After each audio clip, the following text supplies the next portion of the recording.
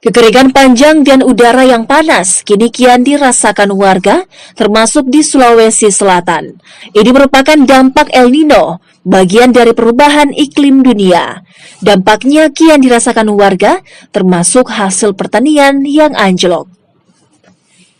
Beragam cara dilakukan untuk mengurangi dampak kemarau panjang, dari berharap teknologi hingga meminta hujan dari Ilahi.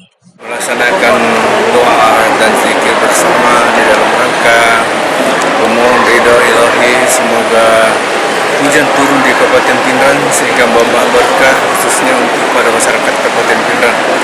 Kita tahu bahwa selama ini Kabupaten Pindrang secara khusus telah dilanda musim kemarau begitu panjang sehingga banyak merusak tanaman-tanaman pangan kita yang sebelumnya itu jauh lebih tinggi produksinya dibandingkan dengan saat ini. Dampak perubahan iklim ini memang semakin dirasakan. Seruan hingga aksi nyata untuk mengurangi dampak perubahan iklim tak sedikit digaungkan. Sebuah pihak diminta ambil bagian untuk mengurangi dampak perubahan iklim. Karena ini apa yang terjadi di seluruh negara di dunia ini akan berakibat ke negara lain. Apabila hutan di Indonesia banyak dipakai untuk diekspor, maka akan merusak bukan hanya Indonesia, tapi berakibat ke Singapura, ke Malaysia, ke Thailand dan sebagainya. Juga ke tempat-tempat lain. Apa yang terjadi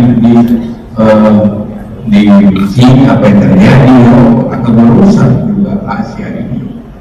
Karena itulah yang tentukan ialah universality ke dunia. Karena ini adalah planet kita, planet kebersamaan.